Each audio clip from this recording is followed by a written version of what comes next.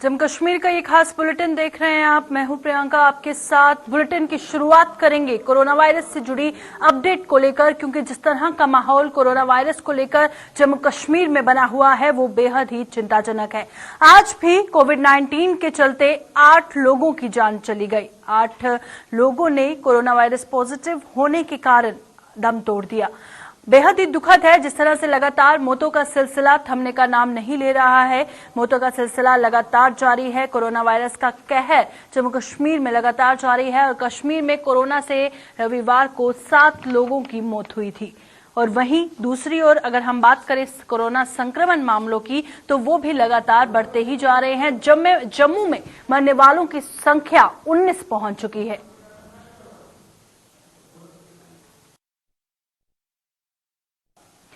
तो जहां पर सरकार बड़े बड़े दावे करती है कि हमारा जो फोकस है वो आंकड़ों पर नहीं टेस्टिंग पर है, ताकि लोग अस्पताल पहुंचे वक्त पे वहां पे उनका इलाज हो और वो ठीक होके घर जा सके। वहीं दूसरी ओर अगर कोविड-19 अस्पतालों की हम बात करें तो वो सरकार के दावों की पोल खोल रही है।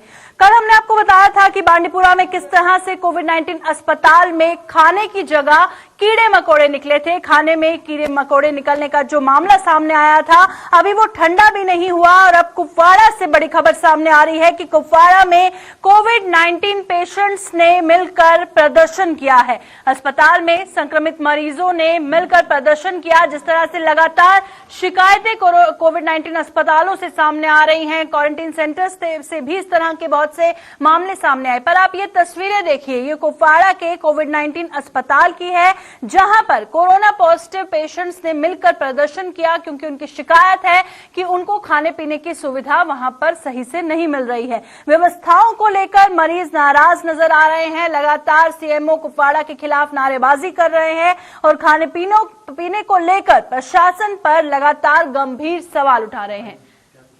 क्या कुछ कहना है इन कोरोना संक्रमित मरीजों का, आइए सुनते हैं।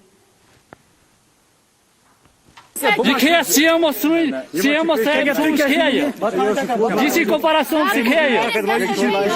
Еще mana сейчас пешен kadar батки ниши пейки. Mana. Maga çınaz kharab हो मगर ये क्यों कर रहे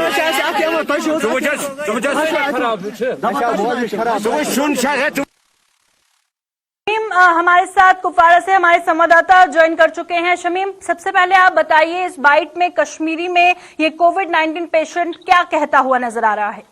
जी प्रियंका, आपको मैं बताता चलूं कि जिला कपवाड़ा में सरहदी जिला कपवाड़ा के जो जेएनवी स्कूल है लेला कपवाड़ा में आज वहाँ पे कोविड जो पॉजिटिव वहाँ पे जो पेशेंट्स है वहाँ के उनकी तरफ से आज वहाँ पे जो वो प्रोटेस्ट कर रहे हैं कि जिला इंतजामिया के खिलाफ वक्त पे उनको खाना नहीं मिलता। अगर साफ सफाई की बात करें, साफ सफाई पे वहाँ पे नहीं होती अच्छी तरह कि खाने पीने के अगर हवाले से बात करेंगे तो खाने पीने की वो टाइम पे नहीं मिलता है और जो वैसा खाना मिलता है जैसा डंगर को खिलाया जाता है। जिला इंतजामिया के नोट्स में कई बार हमने भी लाया है और कई बार वहाँ पे प्रोटेस्ट भी हुआ है, मगर अभी तक जिला इंतजामिया के वो अभी भी गफलत के नींद में सोए हुए हैं।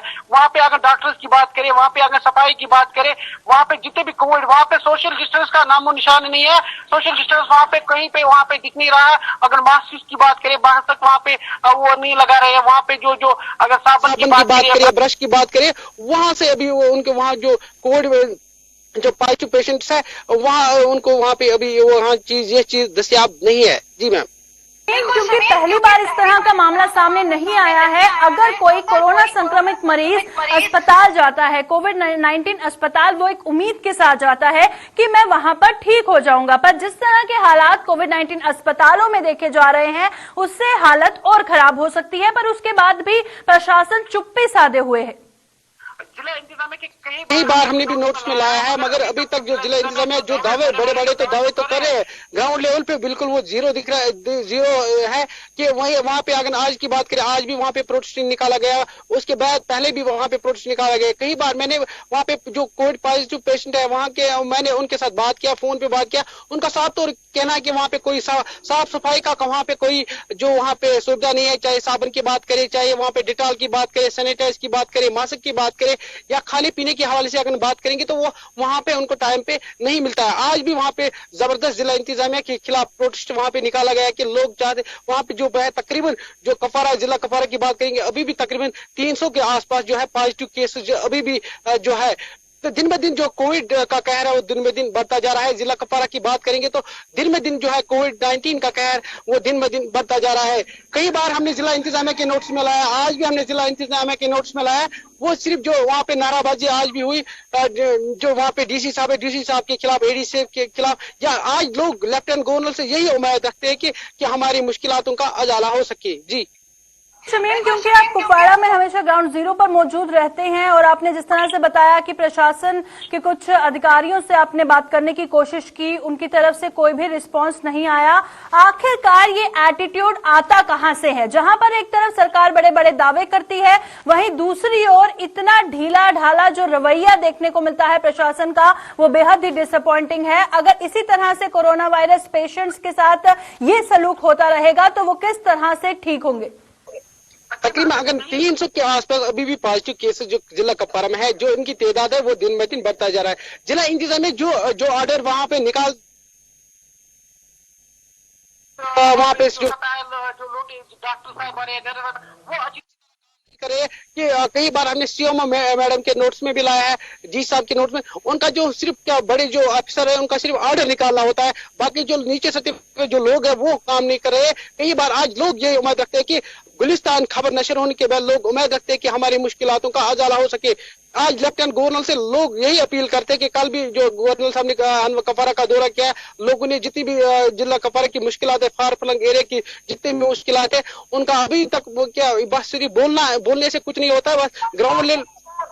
और क्या शुक्रिया शमीम तमाम जानकारी हम तक पहुंचाने के लिए। तो जिस तरह से आप ये तस्वीरें अपनी स्क्रीन पर देखिए कि कल भी हमने आपको बताया था बांडीपुरा से जो ये मामला सामने आया था, जो कोरोना संक्रमित पेशेंट्स को खाना दिया जा रहा है उसमें कीड़े मकोड़े निकले थे। आप साफ तौर पर देख सकते हैं वो तस्वीरें जो बांडीपुरा के कोविड-19 अस्पताल से सामने आई थी, और आज ये मामला कुपवाड़ा से सामने आया है। कुपवाड़ा में भी कोविड-19 पॉजिटिव पेशेंट्स ने मिलकर अस्पताल के बाहर प्रदर्शन किया और प्रदर्शन में उन्होंने सीएमओ के खिलाफ नारेबाजी की और उनका कहना था बार बार हम शिकायत करते हैं उसके बावजूद भी कोई एक्शन नहीं होता है और जो खाना दिया जाता है वो खाया नहीं जाता है। आप देखिए जो कोरोना संक्रमित मरीज हैं वो इलाज के लिए एक उम्मीद से अस्पताल जाते हैं, पर जिस अस्पताल में वो खाना नहीं खा पा रहे हैं, पीने की सुविधा नहीं है, पानी पीने की सुविधा नहीं है, वहीं दूसरी ओर साफ सफाई का ध्यान नहीं रखा जा रहा है, सोशल डिस्टेंसिंग की धज्जियां उड़ाई जा रही हैं, मास्क वहां पर कोई नहीं पहन रहा है,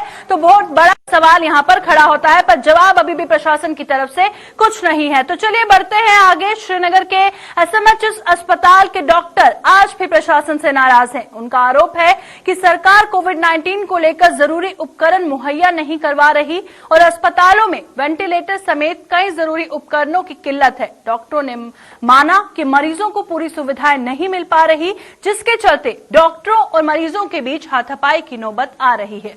अब जो मामला है वो एसएमएचएस अस्पताल का है। कल की तस्वीरें हम आपको दिखा रहे हैं जब डॉक्टरों ने अस्पताल के बाहर प्रदर्शन किया। उनका ये कहना था कि जो गलती है वो प्रशासन की तरफ से है, जो कमी है वो प्रशासन की तरफ से है, पर उसके बाद अगर वेंटिलेटर्स नहीं है, बेड नहीं है, मेडिकल इक्विपमेंट्स नहीं है, उसमें हमारी कोई गलती नहीं है, पर जो पेशेंट्स वहां पर आते हैं जब उन्हें सुविधाएं नहीं मिलती वो हम पर भड़क जाते हैं, जिसके तहत उन्होंने प्रदर्शन किया। और हाल ही में जो हमला हुआ उसको लेकर भी प्रदर्शन किया गया। क्या है पूरा मामला, हमारे साथ हमारे सीनियर साथी श्रीनगर से हिलाल हंजूरी जुड़ चुके हैं। हिलाल बताइए, ये जो प्रदर्शन का सिलसिला लगातार जारी है, क्या अभी तक डॉक्टर्स की मांगे पूरी हुई हैं? देखिए तौर पर अगर देखा जाए तो डॉक्टर्स की सबसे बड़ी मांग एक है कि उन्हें सिक्योरिटी प्रोवाइड की जाए, यानी जब भी वो इमरजेंसी में होते हैं, वार्ड्स में होते हैं, तो वहां पर उन्हें सिक्योरिटी होनी चाहिए, क्योंकि उन्हें यह खदशात बार बार आते हैं कि जो एटेंडेंट्स है या उसके साथ साथ जो पेशेंट्स हैं उसका मानना है कि वो उन पर हमलावर होते हैं। गवर्नमेंट को सुनने के लिए तैयार नहीं है, तो इस वजह से उन्हें ये चीज मिलनी चाहिए। लेकिन इसके पीछे की जो कहानी है वो ये कि जो रिलेशन है पेशेंट डॉक्टर रिलेशन है वो काफी मुतासिर हो चुकी है कि पेशेंट्स की ये बड़ी मांग भी है और उनका इल्जाम भी है और ये सिर्फ एक एसएमएचएस हॉस्पिटल का मैं नहीं बता रहा हूँ, बल्कि पूरे वादी के अंदर जितने भी हॉस्पिटल्स हैं, चाहे डिस्ट्रिक्ट हॉस्पिटल है, सब डिस्ट्रिक्ट हॉस्पिटल है, पीएचसीज हैं, या जितने भी सेंटर सब सेंटर्स हैं, वहां पर हमने देखा कि अब डॉक्टर जो है वो काफी इरेलीवेंट हो गया है टुवर्ड्स पेशेंट, क्योंकि वो पेशेंट को वो केयर नहीं दे रहा है जो इससे पहले दे रहा था। कहीं ना कहीं कोविड का खौफ अब डॉक्टरों पर भी तारी हो चुका है और अब वो ठीक तरह से उन्हें ट्रीट नहीं कर रहे हैं। नतीजा ये है कि जिन सर्कमस्टेंसेस से एक पेशेंट गुजर रहा है, खासतौर पर एक कोविड पेशेंट, हम एक ट्रॉमा सूरत से वो निकल रहा है, क्योंकि उसकी फैमिली, बेशतर ऐसे पेशेंट्स की फैमिलीज जो है वो क्वारंटीन होती है या आइसोलेटेड हॉस्पिटल में वो भी उन्हें भी जो इलाज मुआवजा है वो पहुंचाया जा रहा है। तो इस वजह से उनके घर में कोई नहीं होता है, तो जिस ट्रॉमा से निकलते हैं उसका असर उनके जहन पर भी पड़ता है। लेकिन डॉक्टर जो एक एक्सपर्ट होता है वो इस चीज को ऑब्जर्व नहीं करता है और ना ही इस चीज को ट्रीट करता है। नतीजा ये है कि आप ये स्कार्फ में हम देख रहे हैं कि ये बदल रहा है, और जो रिसेंट वाका श्रीनगर के एसएमएचएस हॉस्पिटल में हुआ है वो भी इसी चीज का एक नतीजा है। बिल्कुल हिलाल, क्योंकि अगर सरकार की तरफ से कोई भी रिप्रेजेंटेटिव सामने आता है तो वो यही कहता है कि हमारी पूरी तैयारी है, जिस तरह की भी सिचुएशन हो तैयारी पूरी है, तैयारी ग्राउंड पर कितनी है वो जानना ज्यादा जरूरी है। वहीं दूसरी ओर अस्पतालों की हम बात करें जहां पर स्वास्थ्य सुविधाएं पूरी तरह से चरमराई हुई नजर आ रही हैं, पर अगर मरीजों को वो सुविधाएं नहीं मिलेंगी, वो ठीक नहीं होंगे,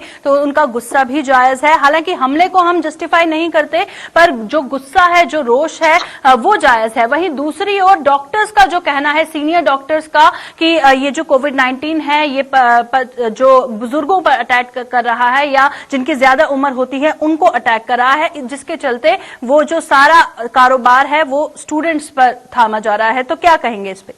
जी, इसमें भी कोई शक नहीं है कि कुछ डॉक्टर साहबान ऐसे हैं जिनकी एज 60 के आसपास है और उन्हें कोई थ्रेट नहीं है, यानी कोई कॉम्प्लिकेशन को नहीं है, लेकिन उसका मतलब ये नहीं कि वो फिर इनको नहीं देखेंगे, क्योंकि प्राइवेट क्लिनिक्स में हम देख रहे हैं कि यही डॉक्टर्स फिर होते हैं और सीनियर डॉक्टर्स से ज्यादातर प्राइवेट क्लिनिक्स पर होते हैं, तो वहां पर उन्हें वायरस नहीं लगता है। तो मुझे नहीं लगता है कि ये जस्टिफाइड, ये कहीं पर की आर्गुमेंट है। लेकिन एक चीज जरूर है कि अगर हॉस्पिटल में सुविधाएं काफी नहीं है, नाकाफी है, यानी वेंटिलेटर्स कम है, तो वो डॉक्टर खुद अरेंज नहीं कर सकता है, एक एडमिनिस्ट्रेटिव पार्ट है। और उसके साथ साथ अगर बेड या स्टेबल प्लेस जो है एक पेशेंट ढूंढने की कोशिश करता है, वो आज की डेट में हमसे नहीं मिलता है, तो उसका मतलब ये नहीं कि पेशेंट या जो उसका अटेंडेंट है वो उसका गुस्सा जो इमीडिएट डॉक्टर उस वक्त वार्ड में जो तैनात रहेगा तो उस पर निकालेगा। हालांकि ये एडमिनिस्ट्रेटिव मामला है और हॉस्पिटल एडमिनिस्ट्रेशन में जो लोग इस पर बैठे हैं, जो इलाज और मुआवजा नहीं करते हैं बल्कि मोटी मोटी रकम जो है तनख्वाह की जरूरत दे रही है, ये उनका काम होता है अरेंज कर देना। और उसके साथ साथ जो स्टेट एडमिनिस्ट्रेशन है या मुल्क की एडमिनिस्ट्रेशन है, उन पर ये जिम्मेदारी तो इसका अरेंजमेंट करे।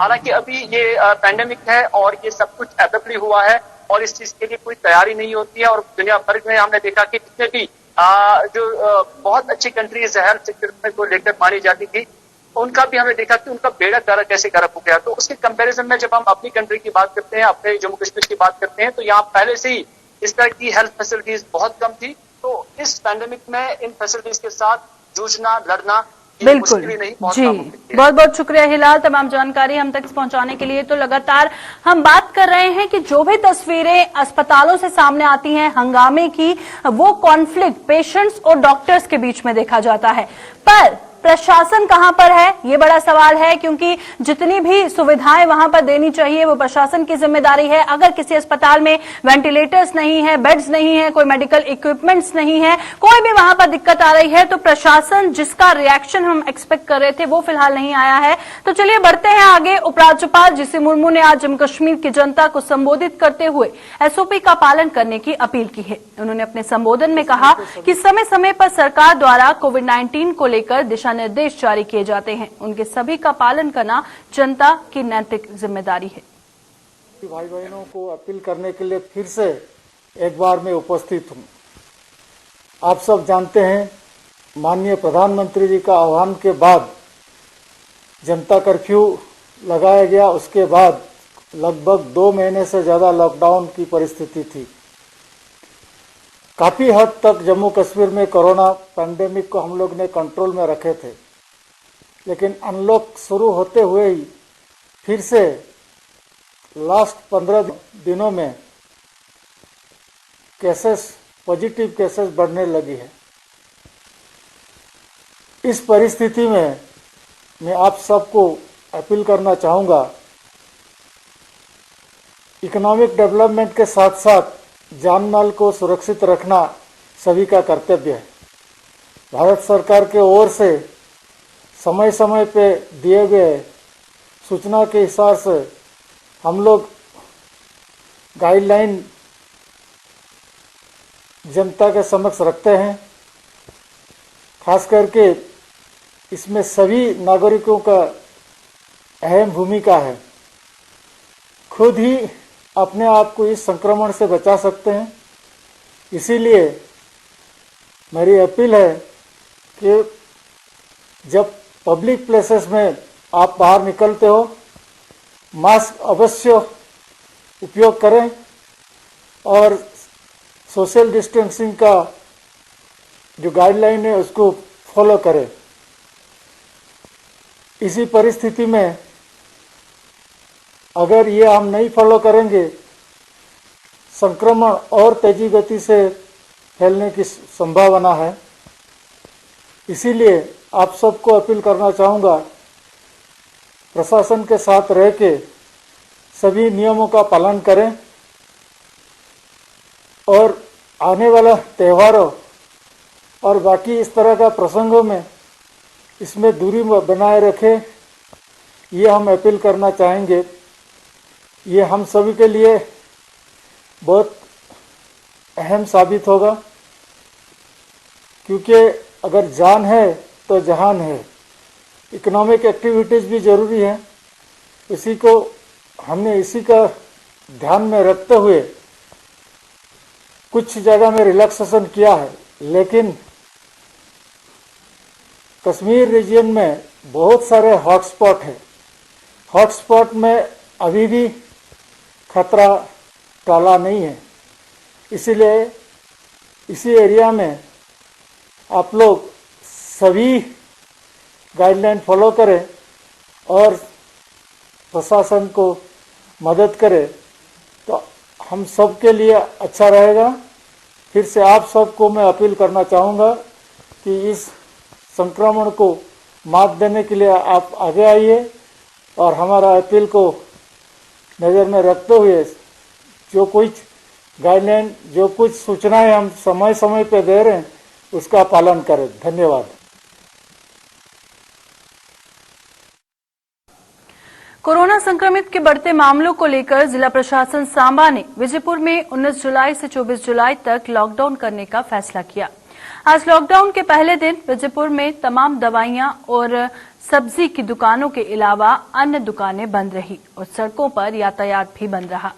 इसी दौरान पुलिस द्वारा मुख्य मार्गों पर नाके लगाकर बाहर से आने वाले लोगों की जांच की जा रही है। तो लगातार तस्वीरें आप विजयपुर की देख रहे हैं, जहां पर लगातार कोरोना संक्रमण के बढ़ते मामलों को देखते हुए विजयपुर में लॉकडाउन कर दिया गया। फिलहाल यातायात आज बंद है, पर सब्जी की दुकानें और तमाम जो एसेंशियल सर्विसेज हैं वो उसकी दुकानें खुली हैं।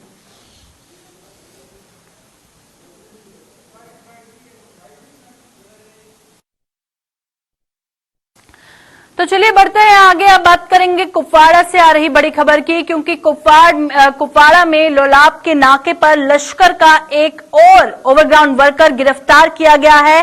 कुपवाड़ा के लोलाब हलके में पकड़ा गया है ये ओवरग्राउंड वर्कर, और लश्कर तैयबा का मैं बता दूं ये एसोसिएट था जिसे सुरक्षा बलों ने गिरफ्तार किया है। आतंकवादियों को ये खुफिया जानकारी देता था और पुलिस की पड़ताल से अब आगे के खुलासे होंगे। फिलहाल इस ओवरग्राउंड वर्कर से लगातार पुलिस पूछताछ कर रही है, पर एक बड़ी कामयाबी हाथ लगी है। लश्कर तैयबा का ओवरग्राउंड वर्कर पुलिस ने गिरफ्तार किया है।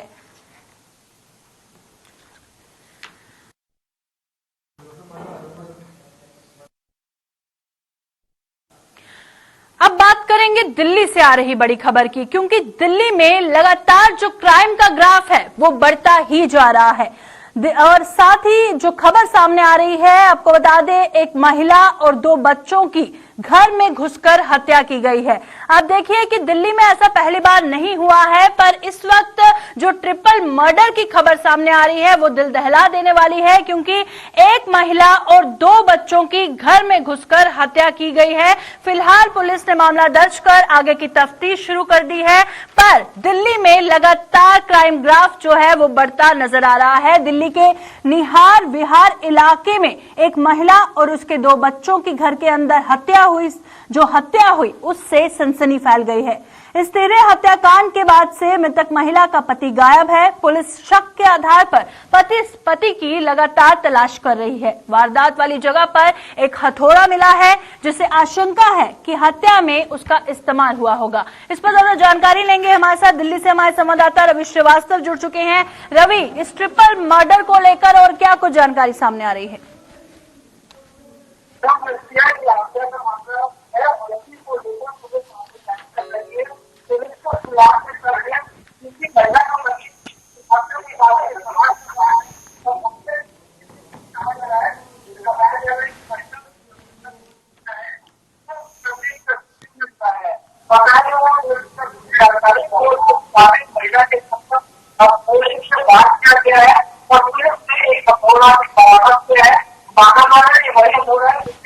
महिला के पति ने अपनी पत्नी पर बात किया और फिर बात करके फरार हो गया। हालांकि अब तक केवल जो भी बताई जा रही है सत्ता तौर पर खुलासा नहीं हो पाया, लेकिन अब तक पुलिस महिला के पत्नी और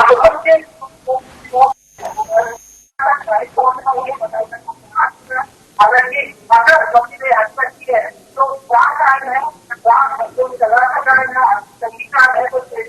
मामला है।